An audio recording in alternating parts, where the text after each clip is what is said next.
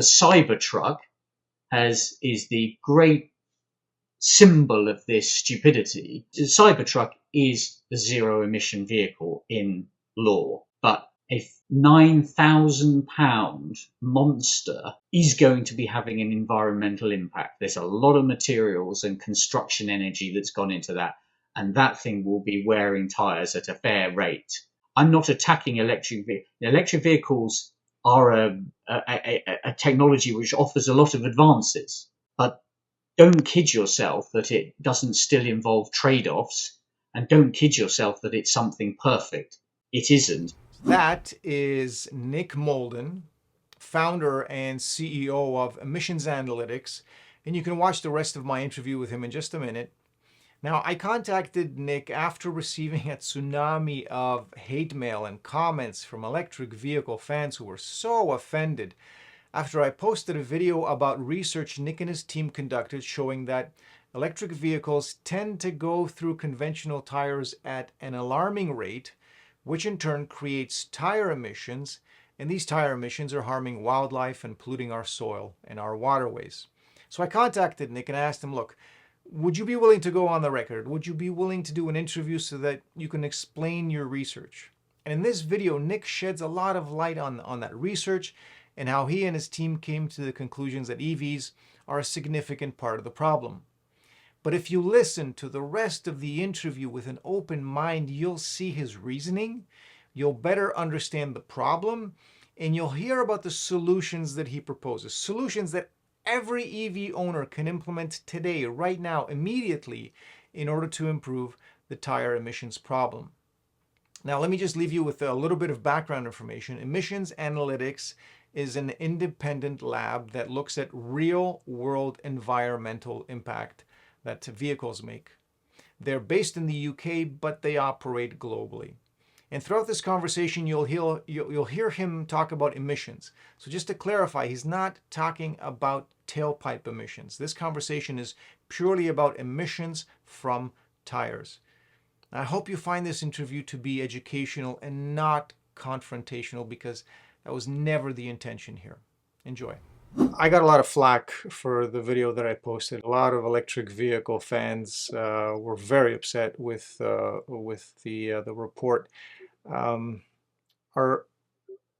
we attacking electric vehicle owners, or is the picture bigger than that?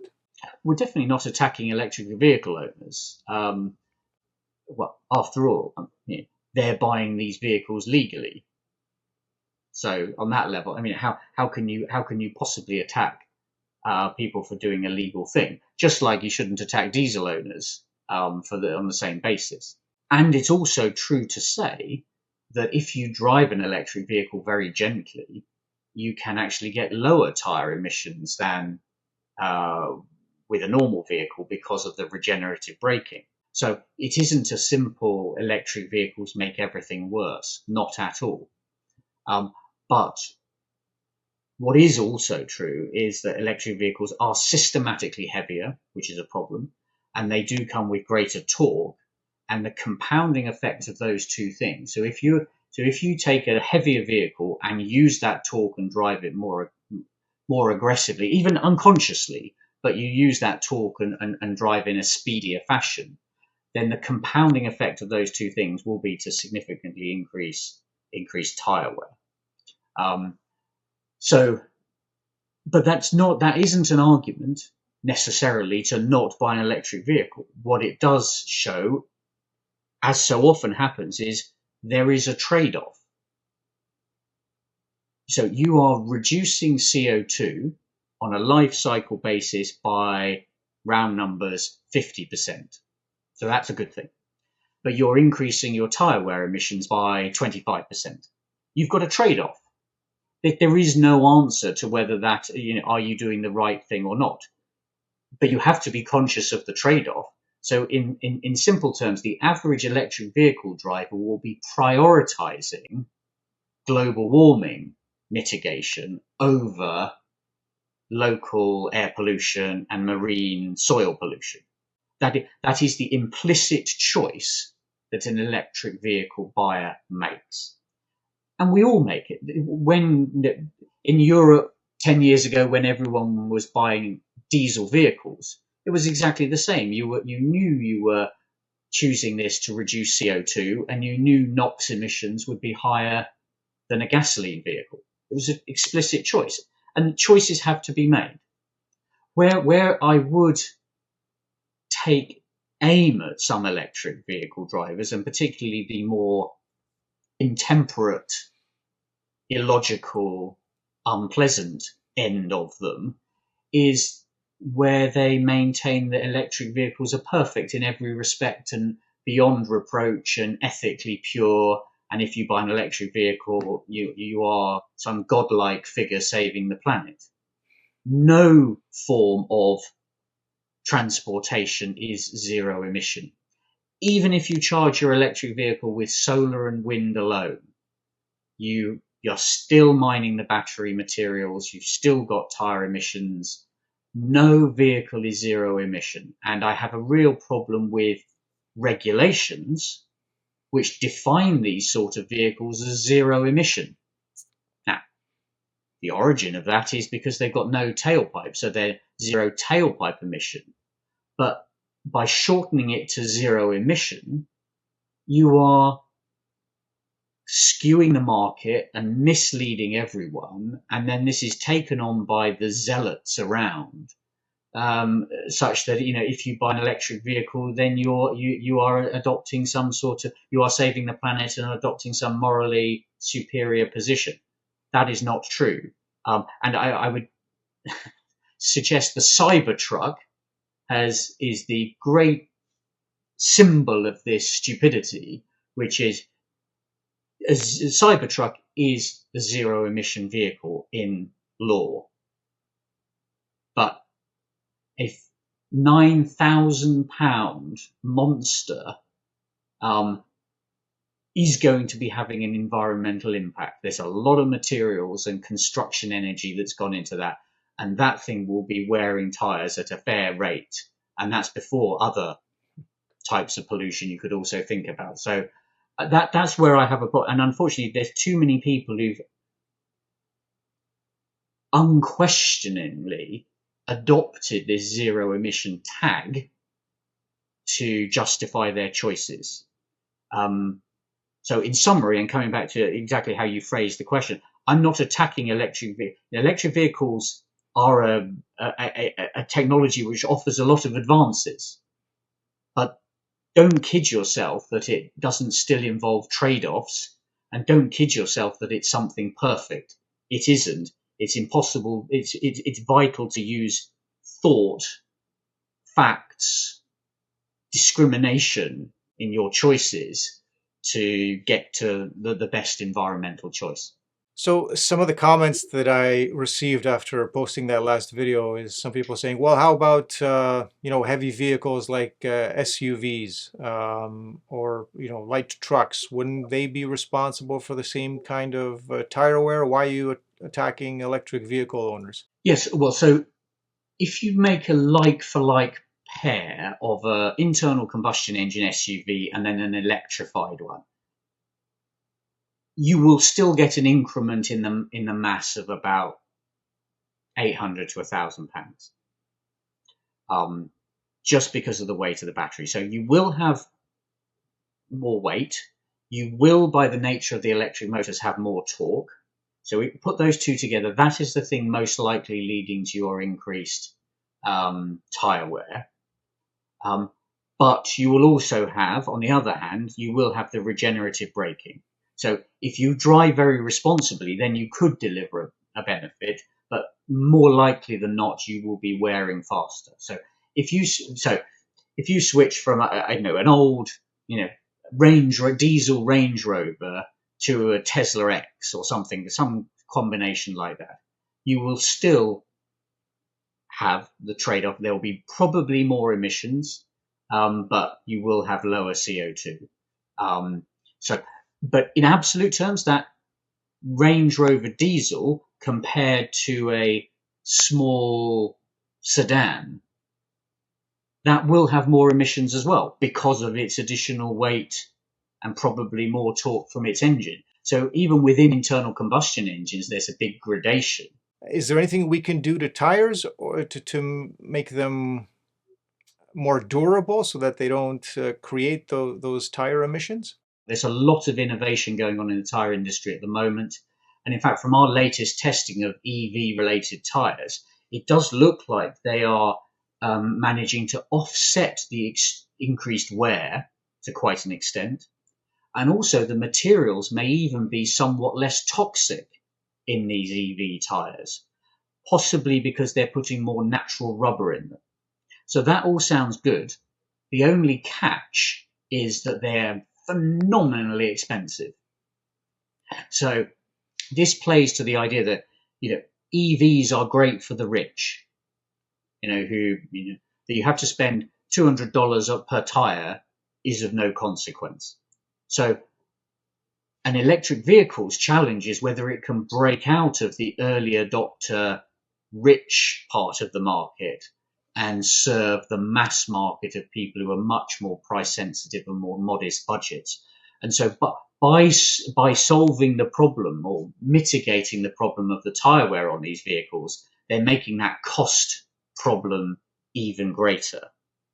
What I'm looking to see is whether there are, on the smaller EVs, what tires are put on those and the price of those to see if it's possible to mitigate the increased emissions, in the mass market at normal, affordable prices for the average guy on the street.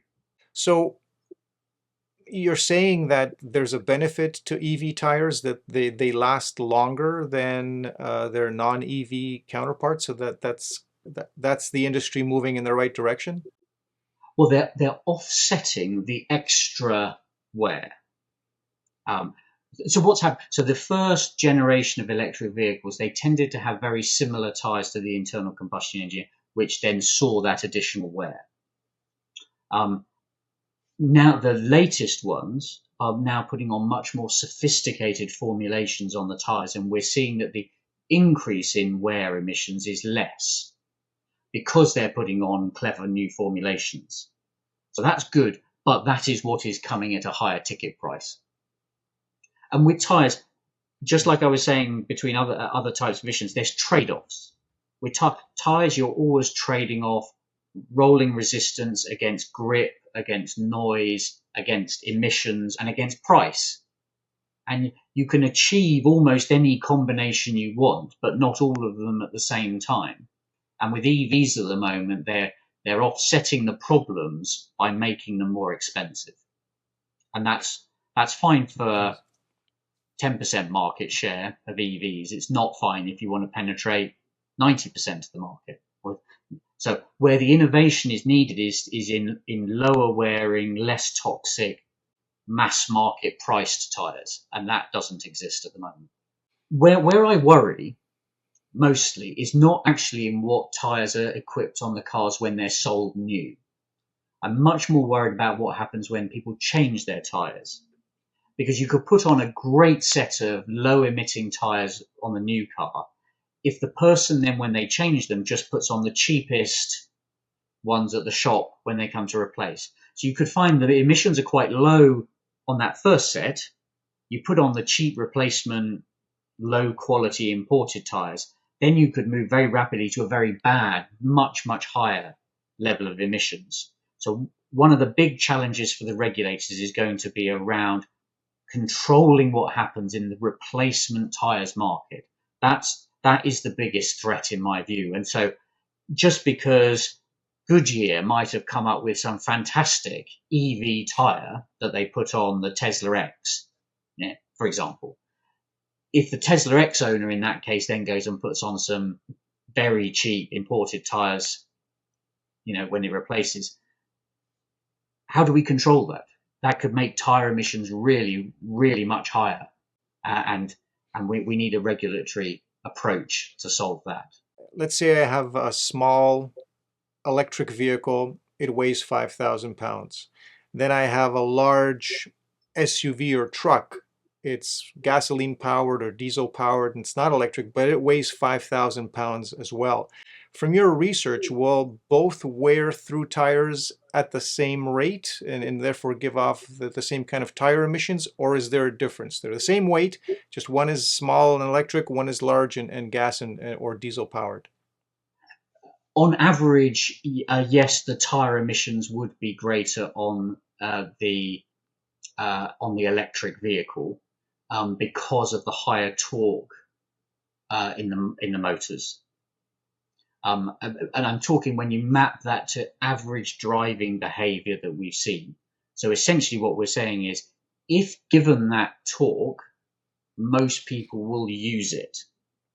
And that is the source in that case then of the additional wear. However, if the driver of that EV is an eco-minded person and drives with maximum regenerative braking and very gently, that electric vehicle has the capability of having less emissions from the tires than the truck. But on average, the empirical information of just how people behave in the real world, they do use that torque, and that's what leads to the increased tire emissions. Now, maybe over time people will adapt their behavior, other things will change. So it's nothing inherent in that has to be that way, but it is, I guess, the collision of the technology with the human behavior. And if you give people ludicrous mode, they will tend to use ludicrous mode. How did you get into looking at tires specifically on electric vehicles? What started you thinking that this might be something to look into? Well, in fact, we didn't start with the view from electric vehicles. What we were trying to understand why some people get their tires last a long time and other people shred through their tires very quickly on normal cars. And so we set up a number of experiments to look at the dependencies. So was it driving like a maniac that wore through your tires, or was it the weight of the vehicle, or was it your choice of tires that mattered? I mean, the answer, as often as it is, a combination of all those things. But what it did highlight was that there was a fairly consistent relationship between the weight of the vehicle and the rate of tire wear. So that came at a time just as electric vehicles were really beginning to take off in the mass market. And an electric vehicle tends to be 800 to 1,000 pounds more in weight, so 400 or 500 kilos of extra weight due to the battery. And that's leading, roughly speaking, to about 25% increase in tire wear. So even if your driving style is the same and your choice of tire is the same, you're talking about a 25% increase. Then the crucial thing then we looked at was, well, is 25%, is that 25% on a very small number or a very large number? Because if it's 25% on a small number, well, it doesn't really matter. Then what we found was the absolute level of tire emissions on normal vehicles is much higher than what comes out of the tailpipe of a modern vehicle by the degree of about 1,000 times. So, and this was the revelatory moment that, in a sense, what that's saying is modern tailpipes are so clean that you ratio anything to a very low number and you're going to get a very high ratio. But it makes the point that tire emissions is significant and now tailpipe emissions is very, very low indeed. So then you stand back and say, well, what are the bigger things now coming from vehicles? It isn't the tailpipe anymore. It's the other things, including tires. And if you move to a type of vehicle that is heavier, you're making that dominant source of pollutants worse by 25%. So in a sense, that's sort of the logical train of thought we got here. I suppose it sits within the general philosophy we have, is that this isn't about just regulating what we've always regulated and just tightening the screw every few years of reducing the limit. It's important to stand back and think, well, actually, maybe we've solved the problem of carbon monoxide from exhaust and we don't need to sweat that too much anymore. But what other things are we missing? And with tyres, I think we are, we're talking about 6 million tons of material is shed into the environment globally every year. And we know increasingly the effects on marine life. My prediction will be over the next few years, as this topic is fully unpacked, that we'll discover this. Not only is it a significant source of environmental damage from cars, it's probably been causing these problems for a lot longer than anyone has realized, because we weren't really looking. We were so obsessed by the tailpipe.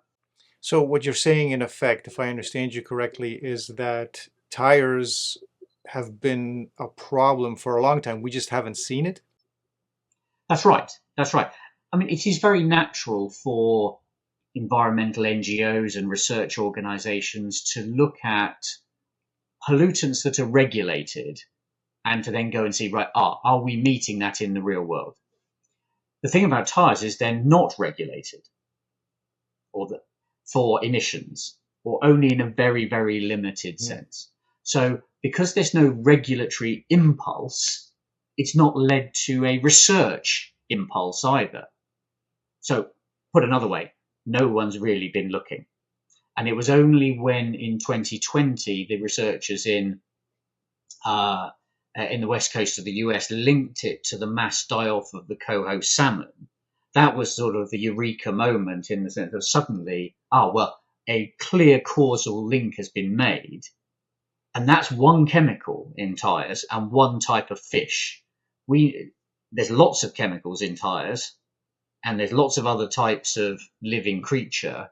Well, if it's applying for that one combination, what else might be happening? And that's really, the floodgates have now opened, and now people are looking at the effect of tires on all sorts of other marine creatures.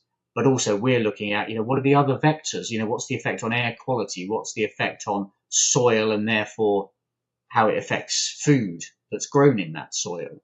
There's lots of different aspects now that are being researched by us and others.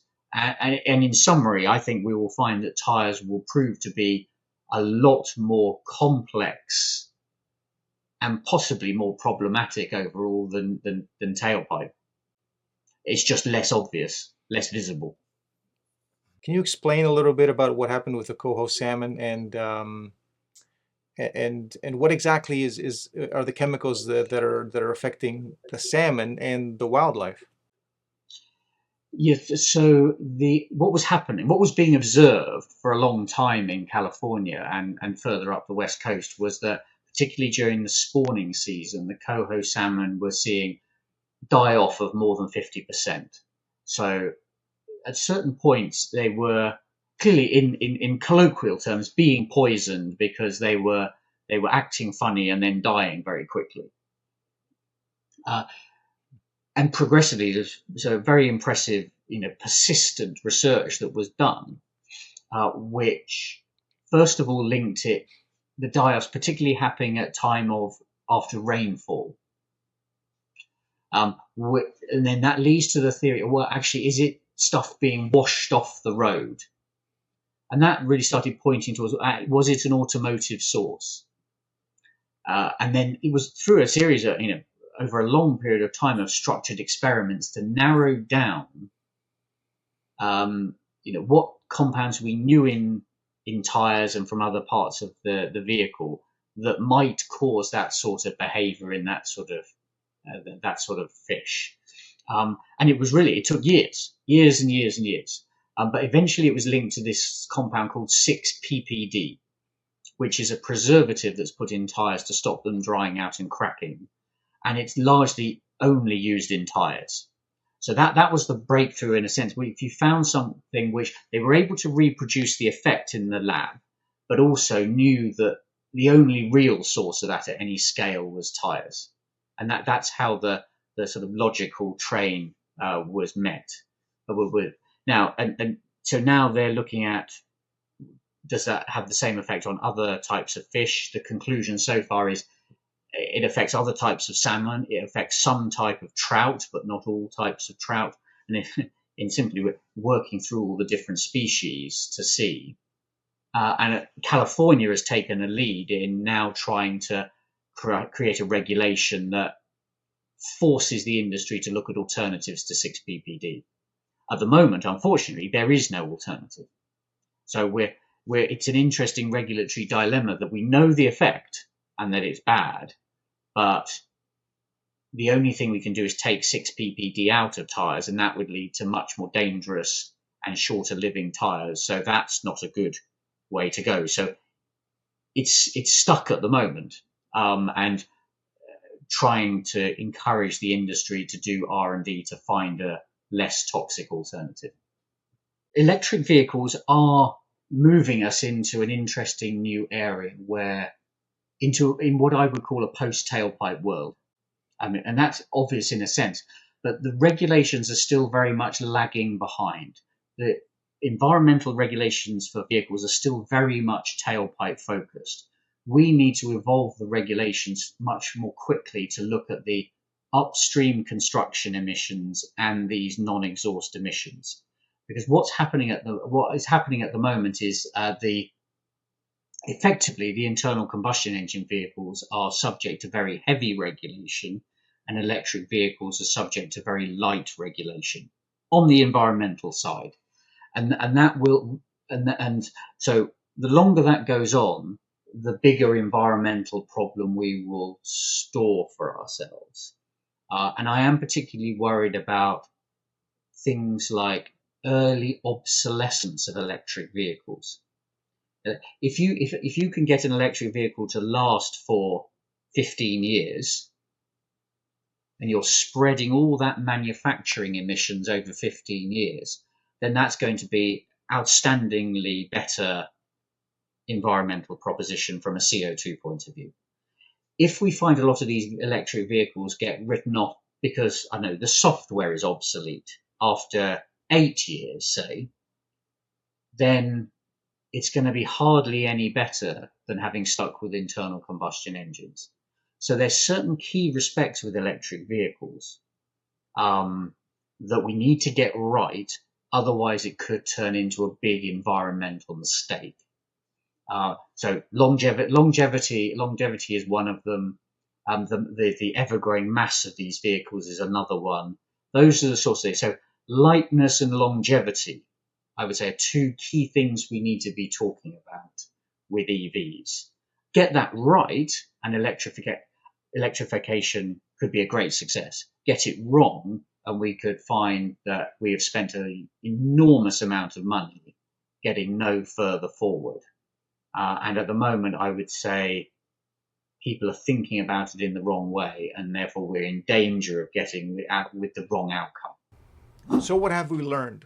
Well, basically all tires are part of the problem. The additive that keeps them from drying out is getting into our waterways, it's getting into our soil, and it's killing wildlife. EV owners need to be especially careful because their vehicles come with both the mass and the torque that destroys tires prematurely. As Nick said, tires made specifically to handle the weight and the torque of electric vehicles are part of the solution, but they're also more expensive than conventional tires. More has to be done to make tires last longer, make them more affordable, and more has to be done to reduce or eliminate the use of that toxic tire additive. Hopefully the tire industry can come up with a solution sooner rather than later. But in the meantime, EV owners can limit tire emissions by driving responsibly and by investing in the right kind of tires. Now, if you'd like to see the video that sparked all this controversy in the first place and filled up my inbox with hate mail, you can watch it right here. As always, thanks for watching.